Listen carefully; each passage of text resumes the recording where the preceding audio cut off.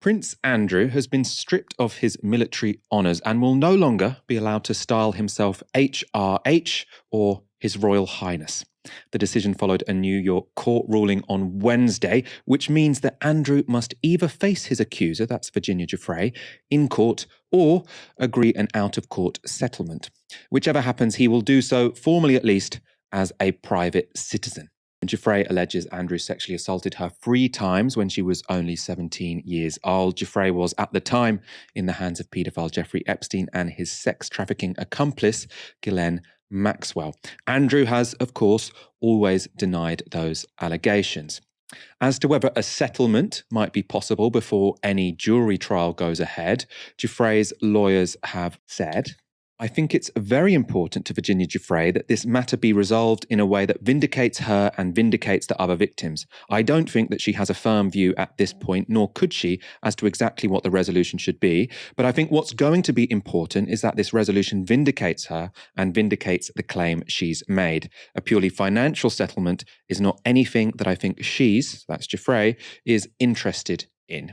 So reading between the lines there, what it seems is that a settlement that Giuffre would be prepared to accept would have to involve some admission, implicit or otherwise, of guilt on the part of Prince Andrew. And I presume that's precisely why the Queen and the royals have finally decided that now they are going to cut him loose.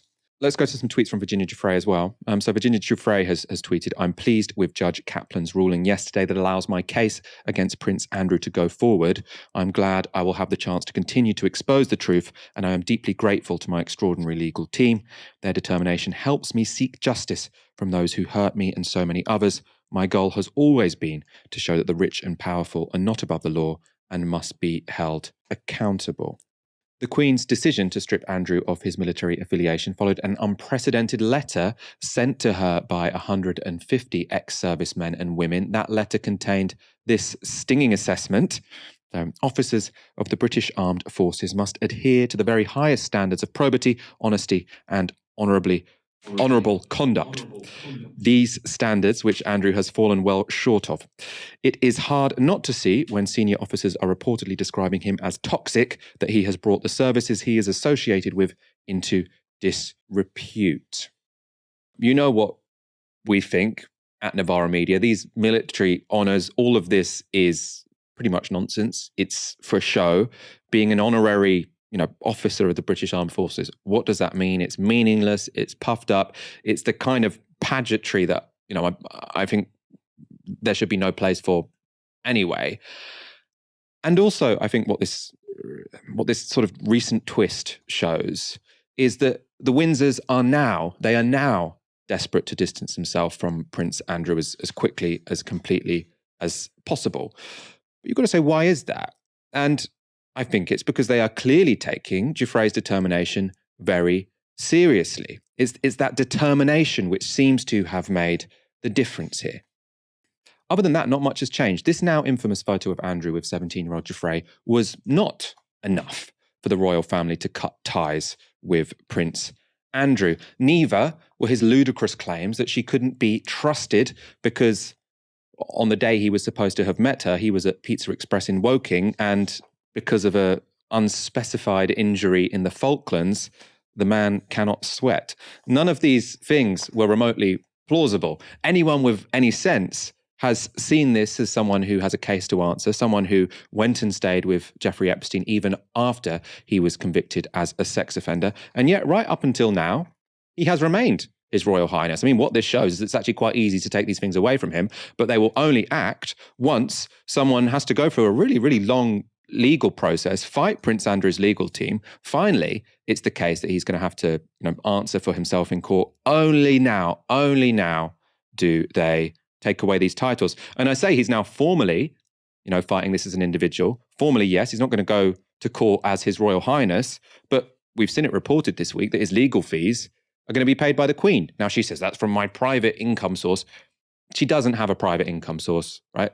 Her property, her land, she has that by virtue of being the head of the British state. So he's formally going into this as a private citizen. He's actually going into this as an incredibly privileged individual, and an incredibly privileged individual because he was born into the British royal family. Aaron, is it, a mild relief to see Andrew stripped of his HRH title, or is this all just, too little too late? Super interesting question. I mean, it obviously should have happened sooner. Like you say, it was very easy to do. I mean, perhaps a barrier to it was Prince Philip. Obviously, he passed away relatively recently. But still, that still would mean this decision could have been made 6 months ago. And presumably, like you say, the only inference that one can draw is that it wasn't made because they didn't think things would get this far. It's important to sort of really impress how astonishing, really, the kind of commitment here from Virginia Giuffre and her family is to really seek justice. I mean, to take on a royal, to take on a son of the Queen of, Her Royal Highness, the Queen of the United Kingdom of Great Britain and Northern Ireland, all its crown dependencies, yada, yada, yada. One of the most powerful people in the Anglophone world, at least. And she's gone for it. And they've really had to take a backward step. And what's interesting as well, I think, is the kind of media approach to this from Buckingham Palace is very pre-digital. They rely on utter obsequiousness from journalists, from the media. They anticipate, rightly so, in Britain, that British journalists will never criticize or disparage the royals, maybe briefly. Or maybe they might comment on a character flaw, but they would never, insinuate criminal activity or wrongdoing by them. What they didn't think about was we're no longer in that age, particularly, if you think about Princess Diana. We're not in a broadcast era, 1997, where if you can win the air war on the radio and the television and the newspapers, you're fine. Because you also have this other world of digital media. You've got podcasts talking about Jeffrey Epstein. You've got, of course, the United States being a variable here too, and Brits can read news sources from the United States. Might seem like quite a strange thing to say, but again, 20 years ago, that wasn't really the case. And so they've got very much a 20th century media approach to this, where they think they can kill it by basically guaranteeing like I say, the obsequious nature of the British press. That only gets you so far now because people have other news sources. And I think purely by virtue of the content of the story, we're talking about potential people trafficking. We're talking about the world's most famous paedophile, Michael, being a close friend of his. I think by virtue of the story, even if he killed somebody allegedly in a hit and run, I don't think it would be as bad as this. So they've got their media strategy all wrong. They're playing the press like it's the 20th century. And maybe they just don't grasp the extent and the evil that Jeffrey Epstein was guilty of. Maybe they've just sort of taken it for granted. But now it seems that's coming home. And hence we see changes in the last few days with regards to HRH being removed from his title.